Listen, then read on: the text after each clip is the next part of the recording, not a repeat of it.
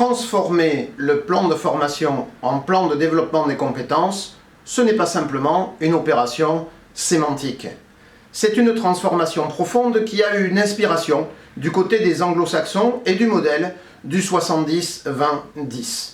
Vous connaissez cette étude américaine qui a démontré que les compétences que nous acquérons au cours de notre vie professionnelle venaient à 70% des activités que nous exerçons, à 20% des collaborations que nous entretenons avec les autres et pour 10% des formations formelles que nous suivons.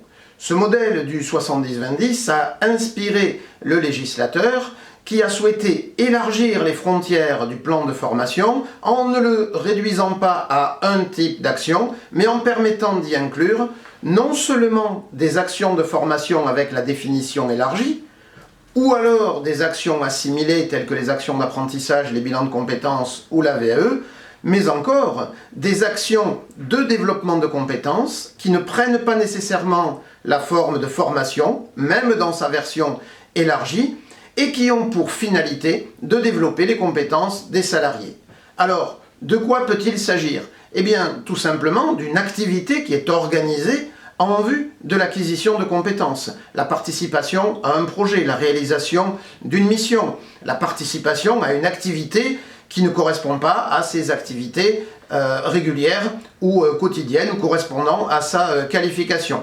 Cela peut être également des réseaux professionnels internes à l'entreprise, réseaux professionnels externes. Cela peut être de la mise à disposition de ressources, la capacité pour le salarié d'avoir à sa disposition des ressources dans lesquelles il ira puiser au fur et à mesure de ses besoins. Bref, tout ceci n'est pas nécessairement organisé sous le format de la formation, mais contribue au développement des compétences des salariés.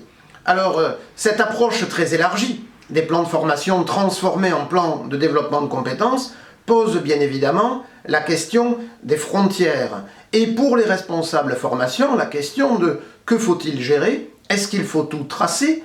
Quel est le périmètre exact du plan de développement de compétences? Jusqu'où faut-il aller?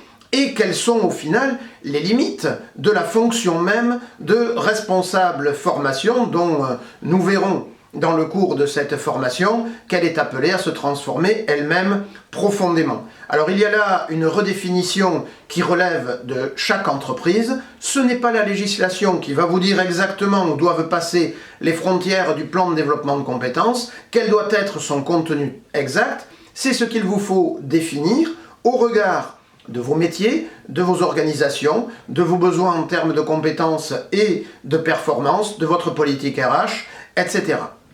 Et pour ne pas oublier de donner du sens au plan de développement de compétences, on peut proposer une méthode qui est dite méthode des 5 P, qui articule le plan de formation autour de 5 objectifs très parlants pour les salariés, pour les managers, pour la direction. Premier P, la performance. La formation accompagne, et le développement de compétences accompagne la performance individuelle et collective. Deuxième P, les parcours. Le plan de développement de compétences a pour finalité de gérer tout ce qui bouge dans l'entreprise, le recrutement, la mobilité interne, externe, et donc d'accompagner les parcours des salariés. Troisième P, les projets. Dans toute entreprise, des projets se déploient, et le développement de compétences a pour objectif de fluidifier la mise en œuvre des projets, de permettre leur réalisation. Quatrième P, la politique de prévention. C'est toute la politique de santé de l'entreprise qui va permettre aux salariés d'avoir les compétences nécessaires pour maîtriser leur poste de travail, travailler en sécurité, ne pas avoir la crainte de l'échec, connaître les conduites à tenir en cas d'incident, etc. Et enfin, il faut réserver un 5e P, la politique RH, qui peut poursuivre des objectifs qui ne sont pas strictement des objectifs de développement de compétences. Il arrive que l'on forme des salariés dans un souci de communication, de cohésion d'équipe, de faire passer certains messages, de reconnaître aussi les salariés en les envoyant en formation. On s'occupe d'eux, on prend du temps, de l'argent pour s'occuper de leur développement de compétences. Bref, la politique ressources humaines peut poursuivre des objectifs plus large que les simples objectifs de performance. Donc un plan de développement de compétences très élargi auquel c'est vous qui allez fixer les frontières qui seront désormais les siennes, sans oublier de lui donner du sens.